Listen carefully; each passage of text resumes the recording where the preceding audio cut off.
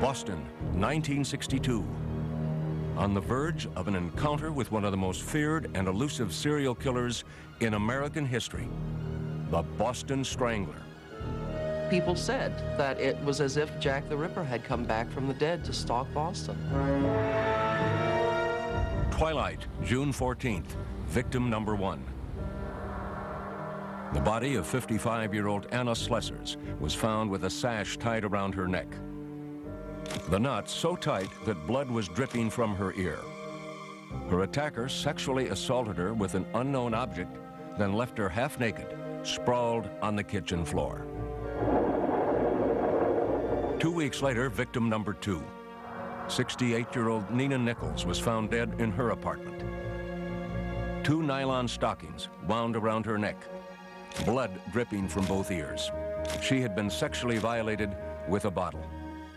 The next week, victim number 3 was found in Lynn, just north of Boston. Helen Blake, who was 65, was lying on her bed wearing nothing but a pajama top stained with blood. 2 stockings and a bra were wrapped tightly around her neck, fashioned into a bow. She, too, had been sexually assaulted. Police suspected they had a single culprit on their hands. The similarities seemed to add up to the grisly signature of a deranged killer. Then, like clockwork, victim number 4 was found 3 weeks later back in Boston.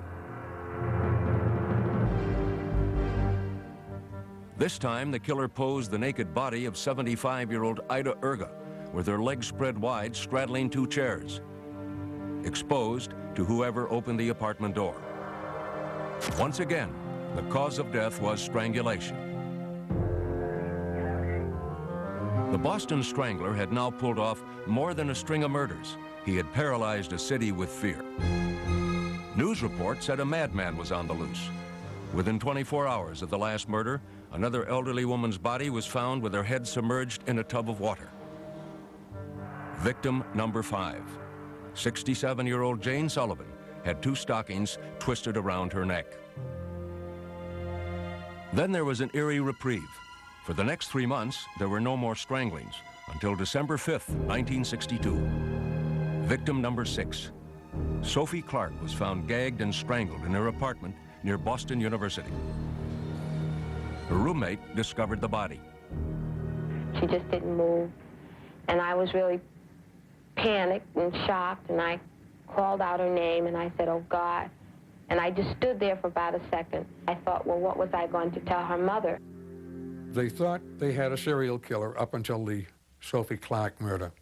At that point, they had to stop and think whether it could be the same individual because certain things were different. All of the other victims were older and white. Sophie was young, and she was black. At this point, sheer panic enveloped Boston. No woman was safe. Old, young, black, white, anyone could be a target. Boston's Phantom Strangler was grabbing headlines fast. Newspapers churned out fear with each edition, and people looked for any way to protect themselves. Every morning, the pound would be empty because the dogs would have been seized by citizens.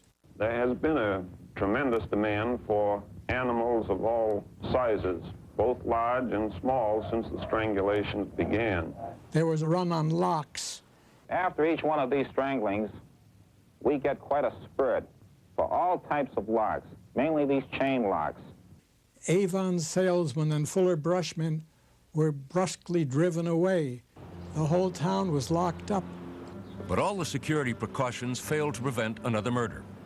By the end of 1962, the Strangler claimed his 7th victim. Patricia Bissett, just 23 years old, was found strangled on New Year's Eve. At this point, police were baffled. At each crime scene, there was no sign of forced entry, no robbery, no apparent motive. We don't feel that the person or persons responsible for one or more of these crimes is necessarily 100% psychotic. We feel that the person may be normal in many ways. We feel that they will tell someone about it. We would like to hear from that person or persons before harm comes to someone else. But harm did come. During the next year, 3 more women died at the hands of the Strangler, including 23-year-old Joanne Graff, raped, then strangled. The same day, America mourned the death of President Kennedy.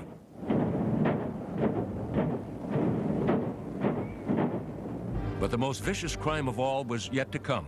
Victim number 11, Mary Sullivan, just shy of her 20th birthday, was found in her Boston apartment on January 4th, 1964. The killer had strangled her and shoved a broom handle inside her. Propped against her foot was a greeting card proclaiming Happy New Year. Then, just as mysteriously as they started, the murder stopped. The police had exhausted every lead, but had no concrete evidence. So, the state of Massachusetts created the Strangler Bureau, a multi-agency task force with one goal in mind: find the strangler. This office is concerned. The Attorney General, Edward Brooke, was under a lot of pressure to step in and correlate the various investigations in Greater Boston. As far as I'm concerned, it was one of the most extensive searches and investigations that we ever had. Since June 1962, we've interrogated or interviewed over 5,000 people. We've screened over 2,500 sex offenders who have been released from mental hospitals and jails and institutions. But the cops had little to go on. We had well over 1,000 leads in our files, but no one suspect would apply to all of the stranglers we were looking at. The police never did find the Boston Strangler. Instead, the Strangler found the police. Almost a year after the last killing, a man stepped forward and claimed that he was the one. He was the Boston Strangler. His name? Albert Henry Desalvo. It was March 1965 when America could finally put a face to the monster known as the Boston Strangler. A 33-year-old construction worker named Albert Desalvo had confessed to the 18-month killing spree. At the time, he was awaiting trial for a series of rapes. Boston police believed Albert was their man.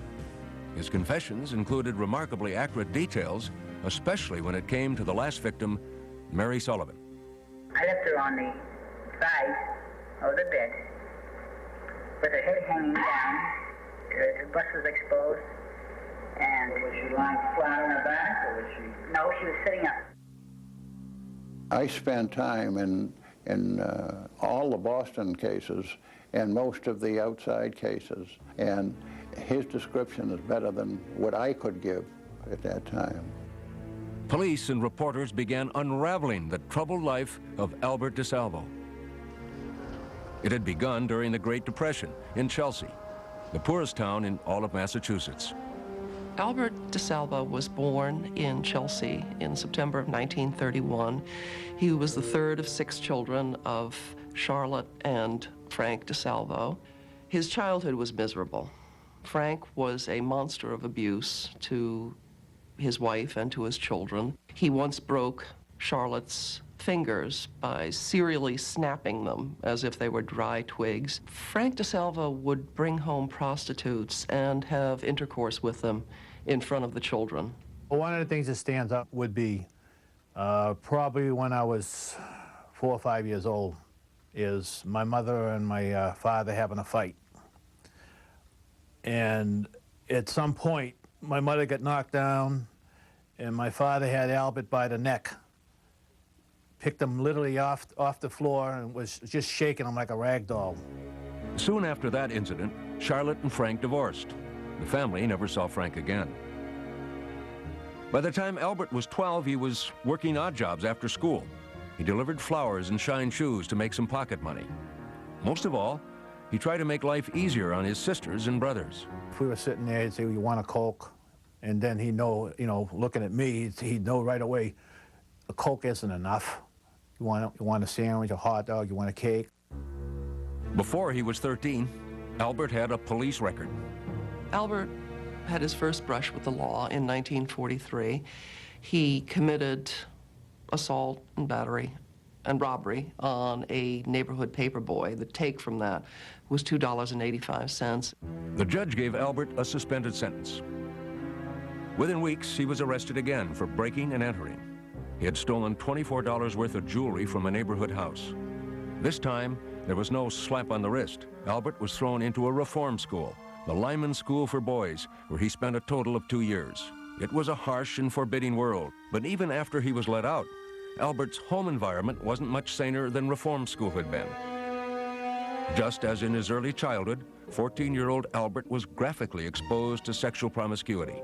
This time it was his neighbors in the apartment building on Chelsea's Lower East Side.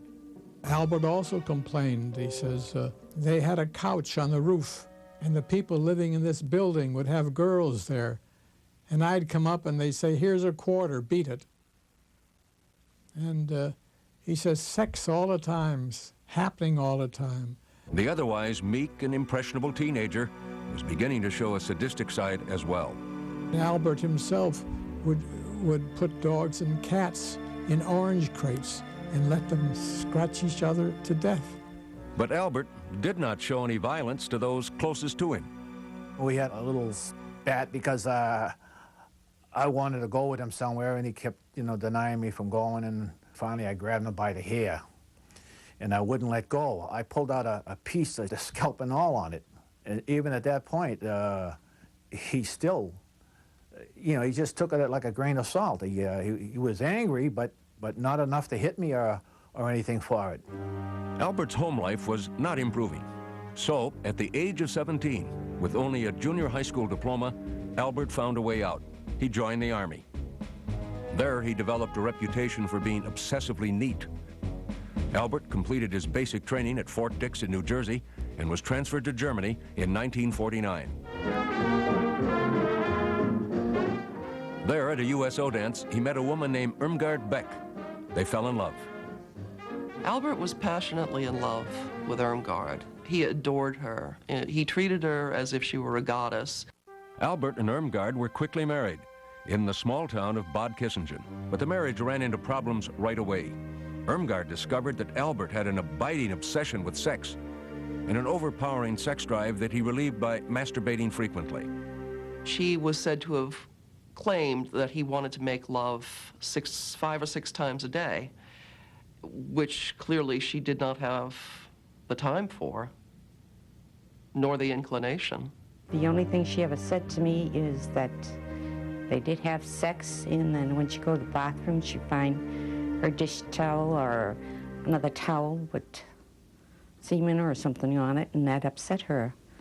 Why, what's wrong with him that he should have sex with me and then have to go into the bathroom? He said, "I have a burning feeling in my abdomen, flashes of burning, and it means I have to have sexual release of some kind." In 1954, the young couple left Germany for America, where Albert's sexual problems soon caught up with him. When Albert returned to the United States, to New Jersey, he had brushes with the law. The most serious one was an arrest in Mount Holly, New Jersey in January of 1955 for carnal abuse of a child. The charges were dropped when the girl's mother decided the court proceedings would be too traumatic for the child. Albert decided it was a good time to leave town. In 1956, Albert, Irmgard, and their new baby daughter packed up and left New Jersey and the Army altogether. Their destination, Boston. Within years, Albert would begin his downward spiral into a psychotic world of sexual deviation and violence. At the age of 25, Albert Desalvo was fighting an internal battle against his own monstrous sexual cravings, and he was losing. But he still strained to live the normal working-class life in Boston with his wife Irmgard and their baby girl. He was very firm about the fact that he was a devoted husband and father. He never went out with the guys for a beer after work. He came straight home. He gave his entire pay packet to Irmgard. He was never one for a night out on the town. Albert grabbed whatever job he could find, in a shoe factory, then in a shipyard, and finally as a construction worker. By 1960, Albert and Irmgard had their second child, a son. But Albert was restless. He wanted to be something in life and just didn't have the background, training, education, experience, or the wherewithal to become anyone except a loudmouth, self-centered, egotistical braggart. And a sexual predator. Albert had begun to prowl the streets of Cambridge searching for his prey. He invented a routine to con gullible young women, relying heavily on his ability to charm. A man claiming to be a representative of a black and white modeling agency, he called himself Johnson, was appearing at the doors of various young women and saying, "You're lovely, you should be a model, may I take your measurements?" That man was Albert Desalvo. He would then say that he was empowered to take their measurements to see if they would fit the photographer's needs, and that he was allowed to give $10 for just their measurements, or $15 in bra and pants, or $25 in the nude. A surprising number of women went along with Albert's scheme. It was not uncommon for Albert to then talk his way into bed with the most trusting of his prey. But some of the women complained to the police. The cops started keeping a watch out for the con artist they called the Measuring Man. Meanwhile, Albert was branching out. He was fast becoming an expert at breaking and entering. And luck was on his side. Although he was arrested and charged with burglary several times, he always received a suspended sentence and walked out of court. Until March 17th, 1961. That night, Albert was caught while burglarizing a house on Broadway in Cambridge. Desalvo had every reason to once again expect easy treatment at the hands of the law. But this time, he himself changed the rules. On the way back to the station house, Albert boasted to the police about his many sexual conquests, explaining in detail the unusual scheme he'd cooked up to con women as the Measuring Man. I gave a fast line. I said, well, if you give me a measurement now, I'll have them strip right down naked. And I told, look, if you really want to make out, I said, I'll come down myself first thing this afternoon, and I'll take care of you. I'll make sure that you get first prize. The police were delighted with Albert's unsolicited confession. They arrested him for the Measuring Man assaults, and they threw the book at him, charging him with breaking and entering, assault and battery, and lewdness. But the judge softened the blow. He dropped the charge of lewdness and allowed Desalvo to plead guilty only to the burglary and assault charges, an act of leniency that would have serious consequences later. To Albert, it didn't seem lenient at all. For the first time in his life, Albert had to go to prison, the Billerica House of Corrections.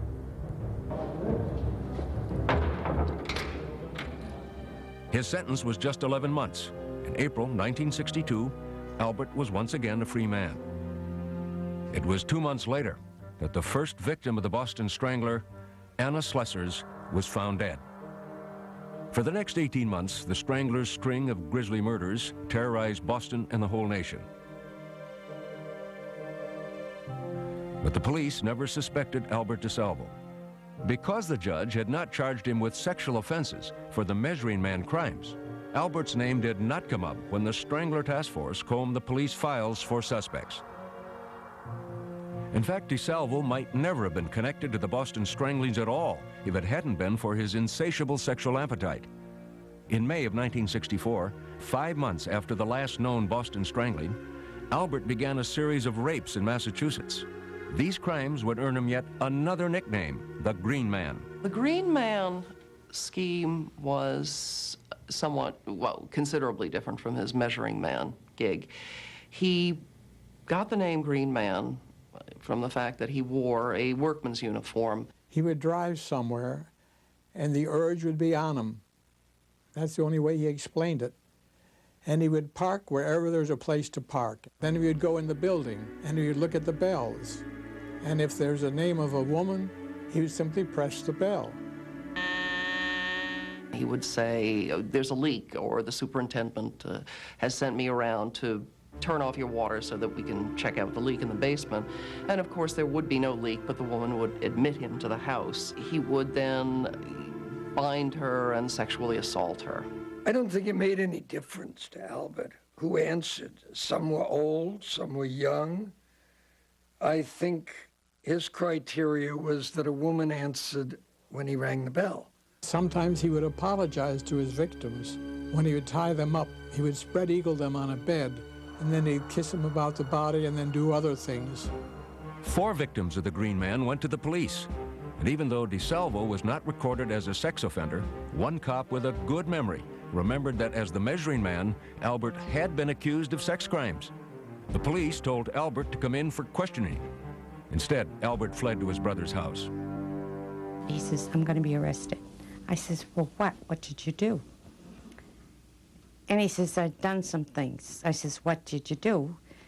And he just started to cry. It was then that Albert made a startling confession to his sister-in-law about a break-in gone bad. He says, I did harm to somebody. I says, what are you talking about? He says, I'm responsible for the old woman dying. I said, what old woman? What are you talking about? He says, I broke in a house, he says, and I scared the woman. She died of a heart attack. The woman Albert was referring to was 85-year-old Mary Mullen. She had indeed been found dead of a heart attack in her home, but there had been no evidence of foul play, and Mullen's death was never considered a homicide. Now, Albert brought his brother Richard and Richard's family home with him. When they arrived at Albert's house, the police were already there waiting. Something's going down. I says, you know, how come everybody's all of a sudden look at your car? So he says, well, I think this is it. I think they're going to arrest me. Then he started picking up speed. He ended up driving on the wrong side of the street, half on the street, half on the sidewalk. He was hitting no parking signs, stuff like that there. My husband says, you know, you can't do this. Cops are everywhere. So that's when he pulled over. He says, you stay here, and he got out and he started running. The chase continued on foot, but Albert's politeness kicked in. When one of the cops dropped his gun, Albert stopped running, found it, and handed it back to the officer. The cop showed his appreciation by cuffing him. When questioned by police, Albert confessed to several of the Green Man rapes. The judge in the case found the confessions disturbing enough that he sent Albert to a mental hospital for observation. There, Albert would meet another mental patient named George Nasser. As usual, Albert could not help bragging about his exploits. He was constantly talking about what his crimes were. While talking to George Nasser, Albert would confess for the first time that he was the Boston Strangler. Albert Desalvo began the fall of 1964 at the Bridgewater State Hospital for the criminally insane. He had been arrested for a series of rapes in Cambridge called the Green Man crimes. The judge had sent him to the hospital to determine if Albert was competent to stand trial. As far as the psychiatrists were concerned, he was. I diagnosed Albert as a sociopath. A major characteristic was he was manipulative, not above committing crimes to get what he wanted.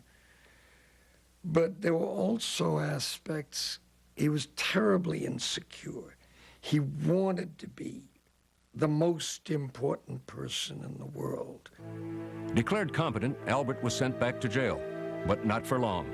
In jail, Albert announced he was having visions of his wife appearing and berating him for his crimes. So the judge promptly sent Albert back to the mental hospital. This time, the psychiatrists decided to label him incompetent. Then suddenly, Albert started talking like he never had before. He bragged so much nobody believed him. As a matter of fact, he was found out only because he bragged to a cellmate, George Nasser, who was very bright. Nasser, who was in the mental hospital awaiting trial for murder, became Albert's confidant. He just wanted to know, what could a person do to help himself and his family if he had a series of terrible crimes to confess to and didn't want to be simply buried in the system, but wanted treatment for his crimes and wanted help for his family. According to Nasser, the terrible crimes Albert was hinting at were the Boston Stranglings. Nasser told Albert he would mention the problem to his own attorney, the famous young defense lawyer F. Lee Bailey. Bailey was intrigued by Albert's veiled admissions, but jailhouse confessions to unsolved crimes are quite common and often invented. So Bailey wanted some proof that Albert was telling the truth. To see if Desalvo knew what only the killer could know, and no one could memorize if the real killer had told him. Bailey went to the Boston police and asked for detailed questions on the Stranglings, questions he could use to quiz Albert. We gave him probably 25 questions that, as far as we knew, were pretty much just secreted in our organization. They certainly were never printed in the newspapers or was on television. When Bailey arrived at the mental hospital with the list of Strangler questions for Albert, George Nasser was present as the meeting started. Bailey then pulled open a folder and asked Al a question. It was something like, what was under the sofa of Mrs. So-and-so's apartment? And Al said something like, it was a pink and blue scarf, silk scarf. And that's when I said, I'll say, Al, I'm leaving. Bailey checked Albert's answers with the Boston police, who told him Albert had passed the test with flying colors. Now Bailey was sure he was dealing with the real Boston Strangler. He called Albert's wife Irmgard and told her. Irmgard packed up their belongings and left with the children. Albert never saw his family again. But when his brother Richard came to visit him, Albert told Richard he had great plans for the future. The way he explained it was he was going to admit to something. It was going to make him famous and rich. He would be able to have books and movies and so many different things, and there'd be so much money involved that he would even own the hospital, the mental hospital that he'd be in. F. Lee Bailey signed on as Albert's lawyer. His top priority from that point on was to keep his client out of the electric chair. So Bailey cut a deal with the authorities. Albert would confess only if the court ruled him insane from the very start. But word was getting around that someone was confessing to the Boston Stranglings. State Attorney General Edward Brooke decided to take control. I filed a petition in the Supreme Judicial Court asking for a restraining order against F. Lee Bailey. Brooke had the court appoint Albert a legal guardian. Bailey was allowed to stay on as Albert's attorney, and the state agreed that in exchange for the confessions, Albert's words could not be used against him. All his admissions were given under guardianship. Therefore, they were absolutely inadmissible in a criminal case without a waiver on his part. The police planned to corroborate the confessions with physical evidence and then prosecute Albert. The interrogation of Albert Desalvo was now ready to begin. Albert described the murder of Nina Nichols, victim number 2, as he pointed to a diagram of her apartment. I was right here. And you grabbed it. Grabbed it right here. Right, and fell back on the bed. When she fell back, right? Yes. I was in this position here. Right here. Right, and my feet went right around her and crossed over this way here. Crossed around her waist? No, it brought me her legs. Right. You really had her pinned there. I don't even like to talk about this. Then Albert claimed his sexual urges overwhelmed him. As soon as I saw the back of her head, right? Not her face. Didn't see nothing but the back of her head, right? Just everything built up inside me. Before you know it, I put my arm around her and that was it. To lure his youngest strangling victim, Mary Sullivan, Albert explained that he used his green man ploy. I told her I'd come up there to do some work in the apartment. And she said, well, I didn't know nothing about it. But anyhow, she invited me in. I went in with her, and that's where I put the knife to her and told her, don't scream. I won't hurt you. She was still alive when I had intercourse with her. She allowed me to do it to her. You understand me? After I had taken her clothes off, right? I said, now I'm going to tie you up. I'm going to leave. And I straddled her. So that her hands, I was sitting on, really. Because she was really fighting viciously, trying to get up, for life. And I had got on top of her so that she could not be in any position to, reach up and scratch me. Strangler. The next grim detail Albert described was one that only Sullivan's killer could have known. There's something I did with her. What did you do with her? I know I left the broom inside her, but I didn't insert it to hurt her and penetrate her. You understand me? In all, Albert claimed he killed 13 women, 2 more than the police suspected. But after hours of talking with him, all the authorities had was talk. They couldn't link any physical evidence to Albert. That was not for lack of trying. There were no witnesses. Fingerprints from the scenes did not match Albert. Nothing connected him to the crimes except his word. He knew a lot of details that had not been in print. So we felt that if he were not the Boston Strangler, he either knew the Strangler or had been with the Strangler. The people of Boston wanted to believe that the Strangler had been discovered at last, but there were skeptics. The Strangler story had been front-page news for nearly 2 solid years, Albert could surely have studied the crimes from the news coverage. It is very interesting to me that Albert's confession reproduces the misinformation that appeared in the newspapers. For example, he grossly mistook the time of day that one of the murders was committed. He was mistaken about the type of weapon in another case. The police had agreed not to use Desalvo's confessions as evidence against him, and they'd been unable to corroborate Albert's admissions with physical evidence. That meant that Albert was never actually charged with the Boston stranglings and never stood trial for them. Instead, he was tried only for rapes he committed as the Green Man. Of course, considering his confessions, most people, including journalists, considered the Strangler mystery solved. To this day, everyone who read those papers believed that Albert Desalvo was the Boston Strangler. Defending Albert on the Green Man charges, Bailey tried from the outset to convince the jury, all of whom had heard of Albert's confessions to the Boston stranglings, that Albert was insane. I hope that they recognize insanity, because I think it will promote some interest in finding out why he is the way he is.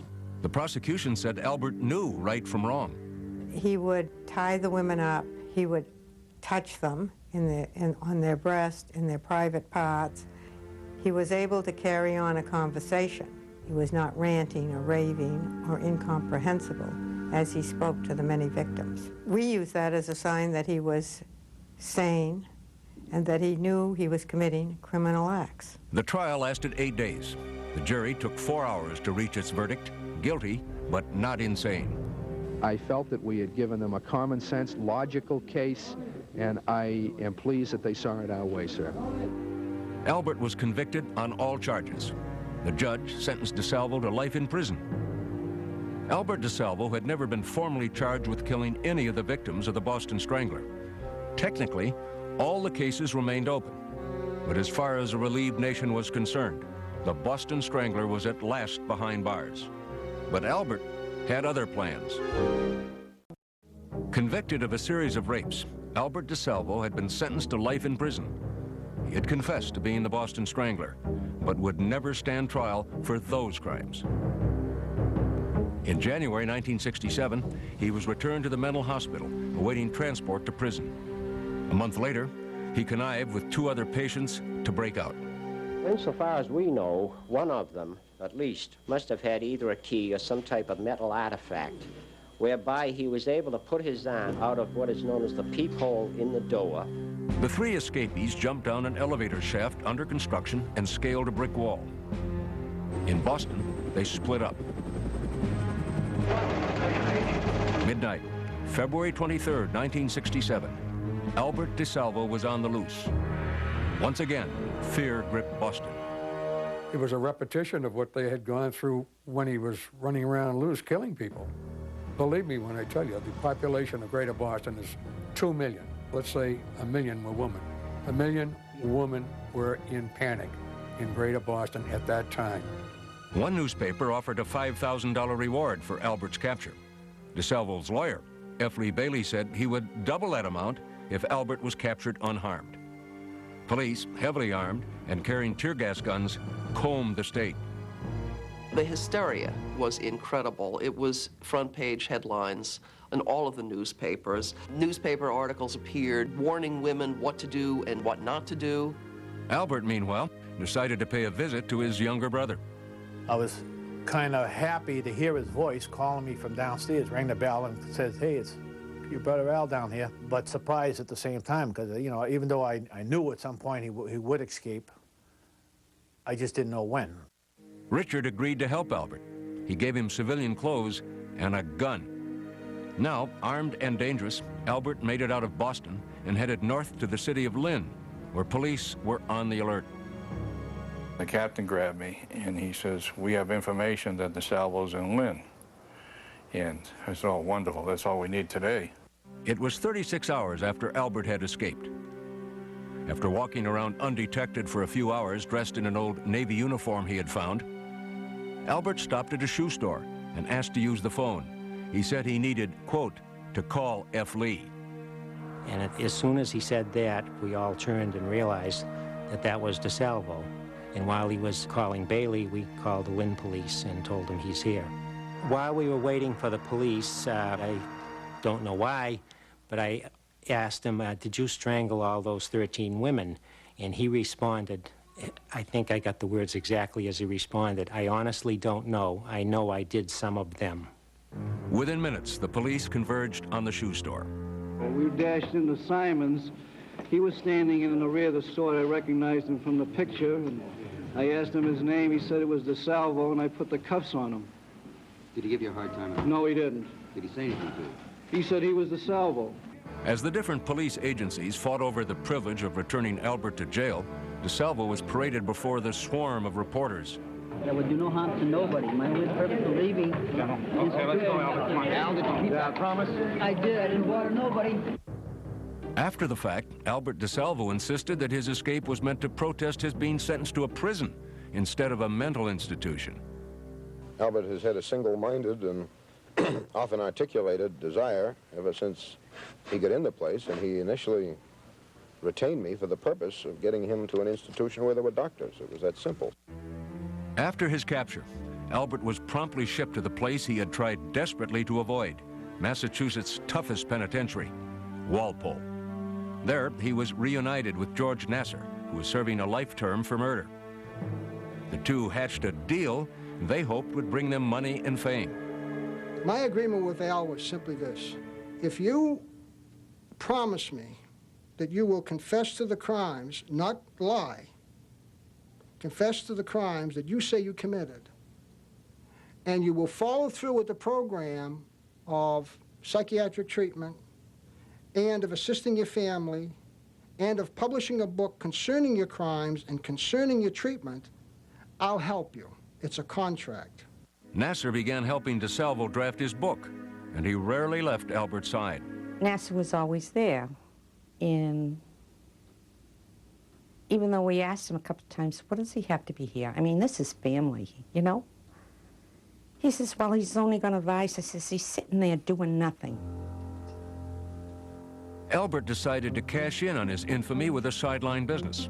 In the prison crafts room, he began assembling women's jewelry. His specialty was chokers. But Albert also had serious problems to face. He was a walking target for the other inmates. And they were all going to get him, you know. Could have been my sister, could have been my mother, could have been this. They all wanted to be heroes. I can get the Boston Strangler, and I go up another couple of notches. They would affect the vengeance that the society felt was his due. They were saying, hey, you killed 13 women, some of whom were mothers, and you're going around bragging about it and finding that funny and talking about making chokers for women and laughing and giggling about this. It wasn't long before prison life took its toll on Albert. Within a few months, he looked as though he had aged years. He was worn out, absolutely worn out. He wasn't a guy to do time. 6 years later, on November 22nd, 1973, Albert was stabbed to death in prison. He was 42 years old.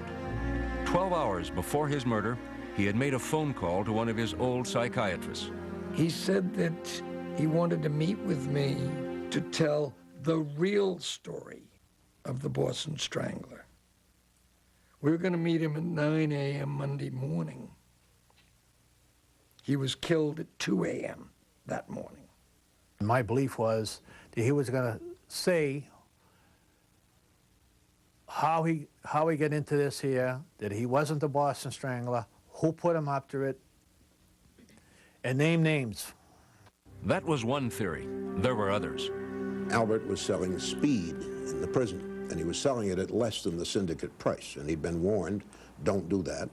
And Albert didn't take orders from anybody, and this time they killed him. He was killed over 2 pounds of institution bacon. He was supposed to give a pound to someone else and didn't.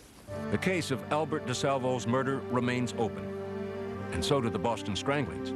Despite widespread public certainty that Desalvo was the Strangler, some of those familiar with the case have lingering questions.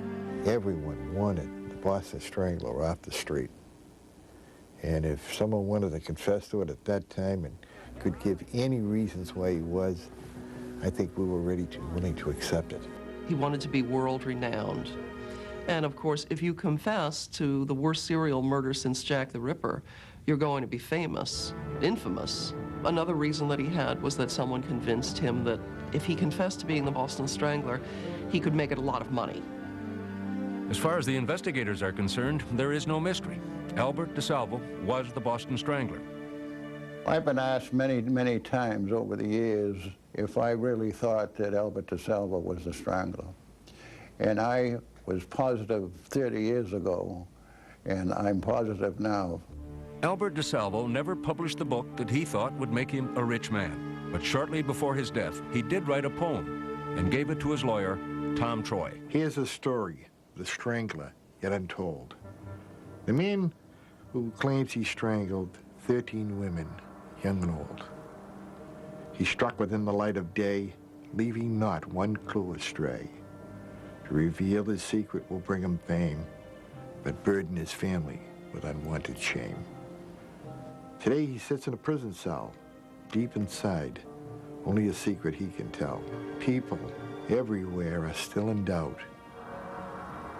Is the Strangler in prison or roaming about?